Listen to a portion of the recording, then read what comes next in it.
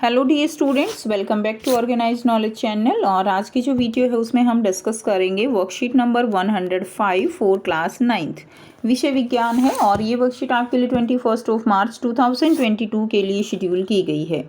आज की जो वर्कशीट है प्यारे बच्चों, उसमें हम चैप्टर 13 जो है हम बीमार क्यों होते हैं, इसी को हम कंटिन्यू करते हुए, इसका रिवीजन हमारा चल रहा है, उसी को कंटिन्यू करते हुए हम आगे पढ़ेंगे। वर्कशीट शुरू करने से पहले प्लीज़ चैनल को सब्सक्राइब कर दीजिए, बेल आइकन को भी प्रेस कर लो ताकि आपको आने वाली वीडियोस की नोटिफिकेशन वो समय से मिल जाए। देखिए क्या दिया गया है आज की वर्कशीट में। सभी रोग मुख्यतः दो प्रकार के कारकों के कारण होते हैं। तो जो भी रोग हैं उसके दो प्रमुख कारण होते हैं। एक तो होता है तात्कालिक कारक। तात्कालिक कारक कौन से होते हैं, यानी जो है उस रोग के प्रमुख कारण हैं। यह शरीर में रोग होने का प्रमुख कारण होता है। जैसे रोग कारक सूक्ष्म जीव शरीर में घुसकर रोग का कारण बनता है और इसके कारण हम तुरंत ही बीमार हो जाते हैं। जैसे एक विषाणु शरीर में घुसने पर विषाणु ज्वर कर देता है, ठीक है, या टीबी का जीवाणु। तो ये क्या है, ये तात्कालिक कारक हैं। उसके बाद दूसरा है सहायक कारक। सहायक कारक जो है यह वे अन्य कारक हैं जो रोग प्रतिरोधक क्षमता को क्या कर देते हैं, कम कर देते हैं। जो रोगों से लड़ने की क्षमता जो है उसको कम कर देते हैं और रोग के न होने की रोग जो है के होने की संभावना को बढ़ा देते हैं, ठीक है। जैसे कुपोषण एक छोटे बच्चे में डायरिया का एक सहायक कारक हो सकता है। साथ ही बच्चे के परिवार की तंग आर्थिक स्थिति भी कुपोषण का कारण हो सकती है, यानी अगर अच्छे से खाना पीना नहीं होता है तो भी बच्चों में जो है कुपोषण होता है, जिससे डायरिया का खतरा बढ़ जाता है। तो ये क्या हो जाएंगे, ये सहायक कारक हो जाएंगे। इसलिए आर्थिक स्थिति भी एक सहायक कारक हो सकती है। इसी प्रकार व्यक्तिगत व सामुदायिक अस्वच्छता, उचित जन सुविधाओं के अभाव में साफ पेयजल का उपलब्ध ना हो पाना भी क्या है, सहायक कारक हो सकती हैं। उसके बाद नेक्स्ट अगर हम बात करें तो संक्रामक कारक और असंक्रामक कारक क्या होते हैं। संक्रामक रोग जो है वो बाह्य कारणों से होते हैं। यह बाह्य कारण संक्रामक कारक कहलाते हैं। संक्रामक रोग होते हैं बच्चों जो एक दूसरे से फैलते हैं। एक व्यक्ति से दूसरे व्यक्ति में फैलने वाले जो रोग हैं उनको हम संक्रामक रोग कहते हैं। और उनके लिए होने वाले जो रोग होते हैं जिन कारणों से, उनको हम संक्रामक कारक कहेंगे, जिनमें प्रमुख एक कोशिकीय सूक्ष्म जीव हैं, जैसे कि विषाणु है। विषाणु के कारण लोग फैलते हैं, जैसे कि कोविड-19 है। जीवाणु के कारण रोग फैलते हैं, प्रोटोजोआ, ठीक है, जैसे मच्छर से जो है मलेरिया फैलता है, मादा एनाफ्लीज मच्छर से।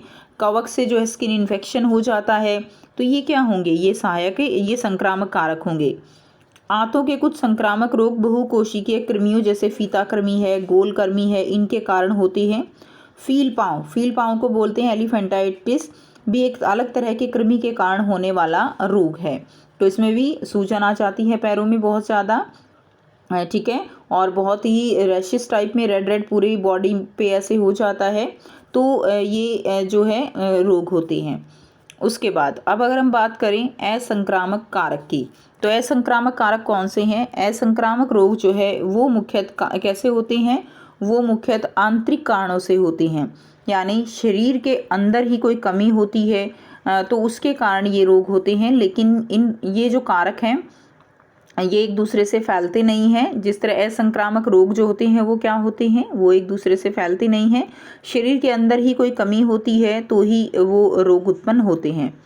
तो इन्हें असंक्रामक कारक कहते हैं, जैसे कि उच्च रक्तचाप, ठीक है, तो ब्लड प्रेशर है। अत्यधिक मोटापे और व्यायाम की कमी के कारण क्या होता है, उच्च रक्तचाप यानी ब्लड प्रेशर जो है वो हो जाता है। तो ये जो है ये एक दूसरे को फैलेगा नहीं। थायराइड ग्रंथि के सही से काम ना करने से थायराइड रोग हो जाता है। कुछ प्रकार के कैंसर अनुवांशिक असामान्यताओं के कारण भी होते हैं। तो कुछ प्रकार के जो कैंसर हैं वो जो जेनेटिकली जब डिसऑर्डर होता है तो उसके कारण उत्पन्न हो जाते हैं। इसी प्रकार मधुमेह भी, डायबिटीज़ जो होती है वो इंसुलिन की कमी और ज़्यादा कार्बोहाइड्रेट खाने के कारण होता है। तो ये ऐसे कारक हैं जो एक दूसरे से नहीं फैलेंगे। किसी पर्टिकुलर जो बॉडी है, कोई व्यक्ति है, उसी के अंदर जो है अगर ये कारक होते हैं तो वही व्यक्ति बीमार होता है। उसकी वजह से कोई दूसरा व्यक्ति बीमार नहीं होगा। यहाँ से इंपॉर्टेंट क्वेश्चन बनता है संक्रामक रोग और असंक्रामक रोगों में कारण भी बनता है, ठीक है। और संक्रामक कारक अगर क्वेश्चन आता है, संक्रामक कारक कौन से हैं, तो विषाणु, जीवाणु, प्रोटोजोआ, कवक, ये सभी संक्रामक कारक हैं। और असंक्रामक जो एक दूसरे से नहीं जो है फैलते हैं, आंतरिक कारण होते हैं, वो जो है असंक्रामक कारक रहेंगे, जैसे अत्यधिक मोटापा है, व्यायाम की कमी है। अब आपको यहाँ पर आसान से बच्चों 4 जो है प्रश्न दिए गए हैं, जिनके आंसर हम 1 बाय 1 डिस्कस करेंगे। फर्स्ट क्वेश्चन है, हमारे शरीर में कौन से 2 मूल कारक रोगों का कारण बनते हैं, स्पष्ट कीजिए। तो पहला जो कारण है वो है तात्कालिक कारक। यह शरीर में रोग होने का प्रमुख कारण होता है, ठीक है। जैसे रोग कारक सूक्ष्म जीव शरीर में घुसकर रोग का कारण बनते हैं। जैसे एक विषाणु शरीर में घुसने पर विषाणु ज्वर कर देता है, तो इसमें क्या होगा, जैसे हमने पढ़ा कि इसमें एकदम से जो है बीमारी हो जाती है, तात्कालिक कारण होता है, मेन कारण होता है ये। दूसरा है सहायक कारक। सहायक कारक यानी जो रोग को होने में सहायता करते हैं, वो जो है क्या होते हैं, सहायक कारक होते हैं। यह वे अन्य कारक होते हैं जो रोग प्रतिरोधक क्षमता को कम करते हैं और रोग के होने की संभावना को बढ़ा देते हैं। तो ये जो है क्या होते हैं, ये रोग के होने की संभावना को बढ़ा देते हैं, सहायता करते हैं। तात्कालिक कारक के जो है साथ मिलके ये तात्कालिक कारक को होने में सहायता करते हैं, सहायक कारक। प्रश्न 2 है, हम क्यों कहते हैं कि संक्रामक रोग बाह्य कारकों के कारण होते हैं, उदाहरण दीजिए। तो संक्रामक रोग जो है एक दूसरे से फैलने वाले रोग होते हैं जो बाह्य कारकों के कारण होते हैं, जैसे कि बैक्टीरिया, विषाणु, हवा, पानी आदि, ठीक है। तो ये रोग जो है संक्रामक रोग बाह्य कारकों के कारण होते हैं, पानी से फैलते हैं, बैक्टीरिया, विषाणु, इन सब से फैलते हैं, ठीक है।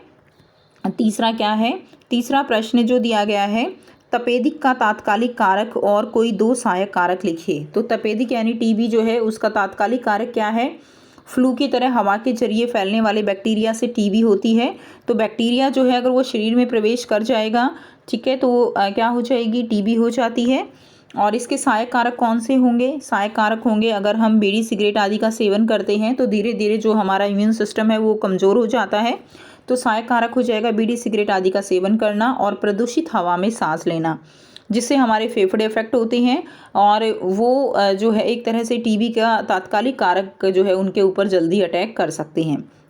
क्लियर। प्रश्न 4 है, रोगाणु किन्हें कहते हैं।